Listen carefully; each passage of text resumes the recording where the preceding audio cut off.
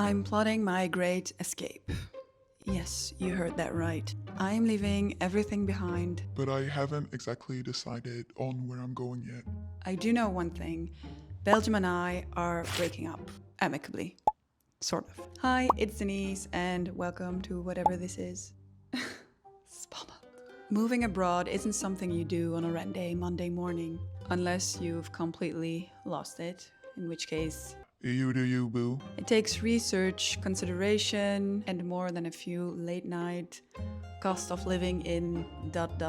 Google searches.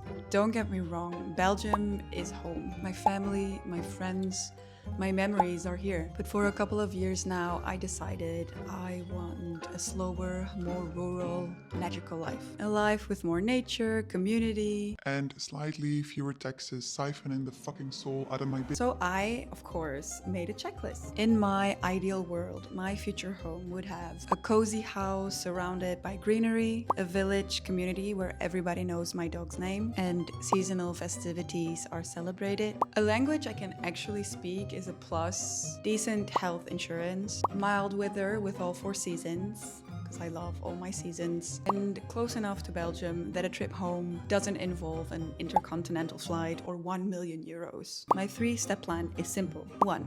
Visit my top picks. Places I think could steal my heart. 2. Spend about 6 months in the place I felt the most drawn to. 3. Decide if I'm staying or start at step 1 again. I hear you wonder, Denise, who are your top contenders? Tonight, on the Great Relocation Showdown, a high stakes, no prize, entire self-produced reality special you didn't know you needed. Or destination. In the glamorous, wine-soaked corner, south of France, stunning and culturally rich, but possibly too hot, and with my French in desperate need of subtitles. In the moody, romantic lane, Edinburgh, magical, bookish, and full of history, but frisky with its weather and maybe a bit too bustling. Then there's the Mediterranean holiday flirt Mallorca, all sunshine, sangria, and siesta vibes, but tangled in bureaucracy and only reachable by plane. And finally, the front runner, Honeystone charm, cottagecore perfection. But are we talking charmingly quirky or full-on cold-hearted levels of Britishness?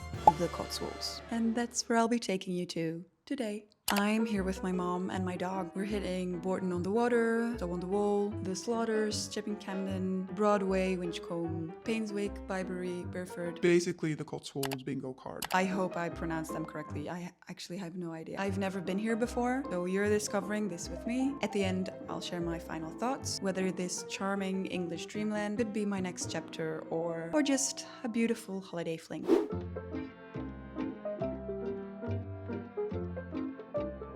Because I have a child in tow and our hearts are set on village wandering, we opted to drive all the way from Belgium to the Cotswolds. Best decision imaginable. Freedom on 4 wheels, spontaneity in the trunk, and Igor vastly more at ease than squeezed in those airline-approved carriers. We plan to drive to Calais and take the Eurotunnel to Folkestone and be in the English countryside by nightfall. The nature of travel. When we hit the pet security checkpoint, the parasite treatment certificate's date was illegible. My vet had scribbled the date too much. If the date isn't crystal clear, they don't accept it. Geen probleem! It's Sunday, by the way. My vet was closed. We had to wait until the next day for them to send us a signed confirmation. So we ended up stranded in Calais for the night. Annoying, but hey, why not poke around in Calais? Go visit the coastline. You can spot the UK from there. So close, yet so far.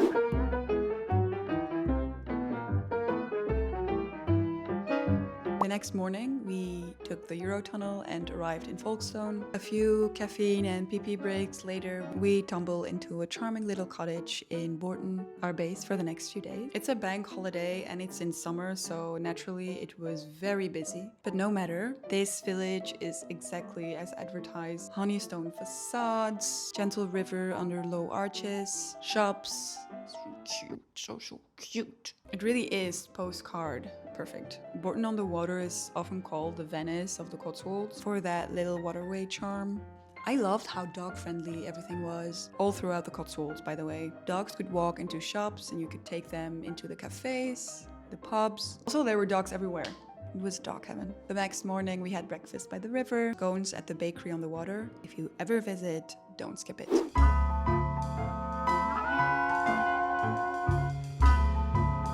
Okay, so upper slaughter whispers and lower slaughter hums.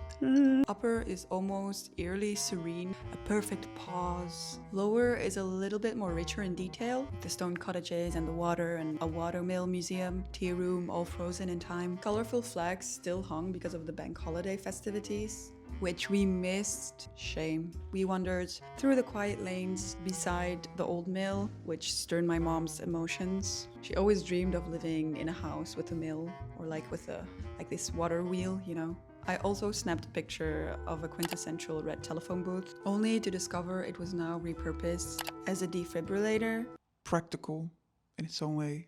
Overall, the place felt like a perfect 10. Tranquil, intimate, and so charming. I can only imagine what it will look like during Christmas. The name Slaughter actually harks back to Old English, which means muddy. It's less intimidating, right? And these villages have roots. They were mentioned in the Doomsday book. I think it's Doomsday or Domesday book. It's like this old book with, well, just look it up. And Upper Slaughter is one of those rare places called Thankful Villages, I believe. It means they lost no one, like no soldiers during the war. And in this case, 2 world wars. So technically, it's a double Thankful Village.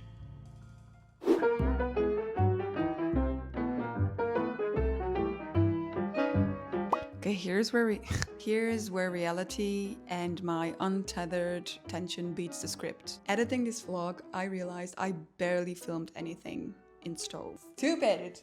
Like one shot. And it's not even for the vlog. I took it for a friend because I thought she would like it, because she likes art and craft. But maybe that's not a fail. It's the truest kind of presence. Yeah, let's go with that.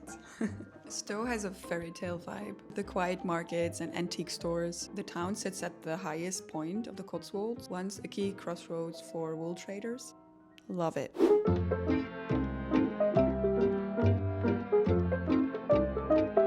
Chipping Campden? Is it Chipping Campden? Let me hear you! Pronouncenames.com. Chipping Campden. Chipping Campden. Well, that was right? But before that, we swung by Dalesford Farm Shop. On a friend's tip, this place is more than a farm shop. It's a whole lifestyle brand. Fresh flowers. It looked like a design magazine, you know? It made me want to move in. So then we moved on to Chipping Campden. Chipping Campden. There's a long, elegant high street lined with golden stone buildings, antique shops and cozy cafes. It's very romantic. There's gentle optimism there, like good vibes. Good vibes. We also had cake and tea at the Bantam Tea Room. That building is over 300 years old. 300.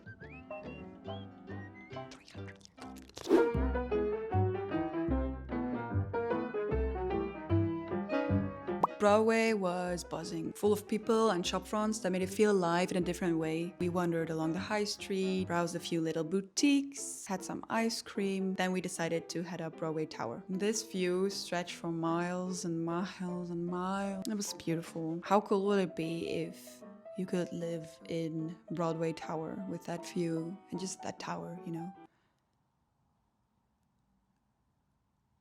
Also, what struck me most wasn't the roads themselves, it was the scenery around them. Rolling fields and like these stone walls, sudden bursts of wildflowers. It was very cute. It looked like a painting. Not only Broadway, by the way, I mean like throughout the Cotswolds. It's really nice to pull over and take in the view. It was very...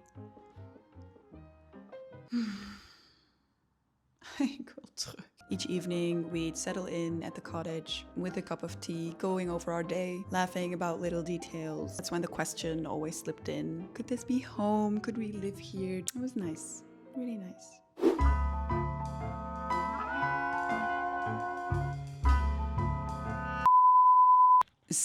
Cirencester? Okay, my guess is Cirencester. Let's find out. Cirencester.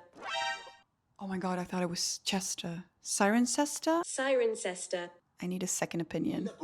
You're looking at how to pronounce these names, and this is around the UK. Cirencester.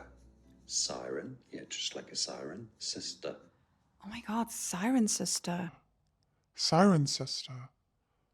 I thought it was Sirenchester. Oh my god.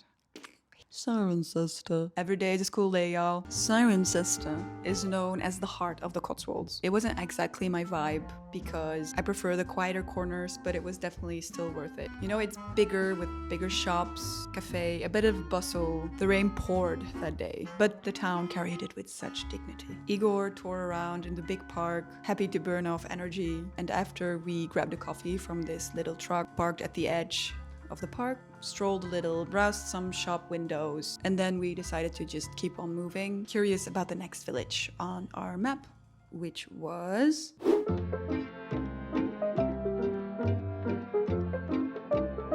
Painswick. Painswick is normal, right? Names.com. Oh. Painswick. What? Naturally, Painswick. All right. Painswick felt like a snug puzzle. The streets were very narrow and the roads were a little bit steep. Not my ideal walking terrain, but charming. Very charming. The church was stunning. Its spire rising above the clustered stone houses like a marker from another time. We wandered around for a bit and then we made our way back to the cottage. And that's kind of where the day slowed down. My mom took a nap while I sat with a book, window cracked open to let in some cool air. It's funny how those in-between moments end up being as those big sights. 10 out of 10.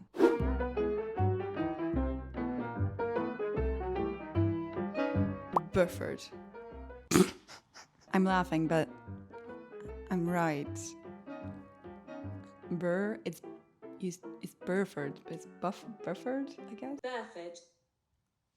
Burford. Sorry, Burford. It says Burford, but Burford. Burford. Burford. I don't know, is it because in English you say Burford? Did you say in American, is it like Burford? Burford. Let's say Burford. Burford. It was one of those places I was looking forward to, and it didn't disappoint. We started the day with scones, warm and crumbly, and then drifted into the high street, going into shops. It was very warm that day. The sun was on full blast, but it was so nice. Burford. Burford is often called the gateway to the Cotswolds. You really feel that because it's quite busy on that high road. I love the little candy shops. It made me think of Harry Potter. And the people were just as sweet. The shop owners always made some small talk, which gave the town such an open and friendly feel. I think throughout the whole Cotswolds, everybody was so nice. We had a lot of cute conversations. There's like one negative, and it wasn't even that negative. It makes me giggle, honestly. We were crossing the road, but it was like first day. Cars come from a different side, so I had to adapt to that. I crossed the road. A car had to hit the brakes a little bit because of it. Drove past us screaming, Get off the road! but it was so funny because it was so cute. Get off the road! It was so good.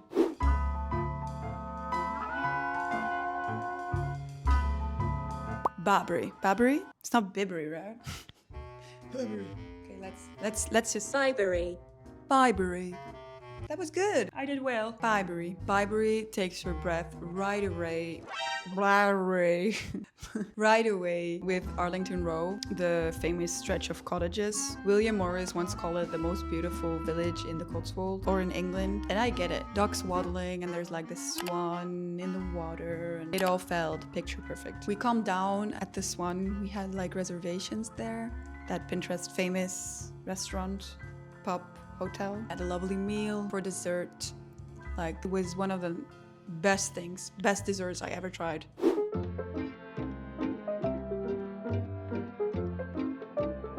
So the next morning, we pack up, we say goodbye to our little cottage, and on impulse took a detour into Oxford, where I spent half of the time pulling that one face Sophia Carson pulls during the entire movie of my Oxford year. Uncanny. So what did I think of the Cotswolds? Honestly, it was everything I imagined it would be. The villages are as storybook as the postcards promised, but what surprised me the most is how quickly I saw myself living there. I can see the rhythm of it. The walks with Igor alongside the winding lanes, be in century-old cafes, the seasonal fairs where everybody seems to know each other, and at the same time I'm not naive. Rural life can get repetitive, and as a tattoo artist, it's not exactly prime territory. This isn't London or Paris where people line up to get tattoos on a whim. Here I need to rely on existing clients and Instagram to keep the business alive. Maybe that's part of the adventure too, testing if the dream matches the reality. So my plan, I can't make any promises of course, because when life happens, life happens. I think I'll be back. Sooner than later, for sure. Maybe I'll start with a couple of months just to try it on for size, because you only find out if a place is home by living in it. And right now, the Cotswolds feels like it's holding a very tempting key. If you got any tips about moving from Europe to the UK or going on a working visa, drop them in the comments. I would really appreciate it. And if you enjoyed this video, feel free to subscribe. No pressure, just an open space if you want to stick around. Thank you for being here. I hope you have an amazing day, and I hope to see you in my next video.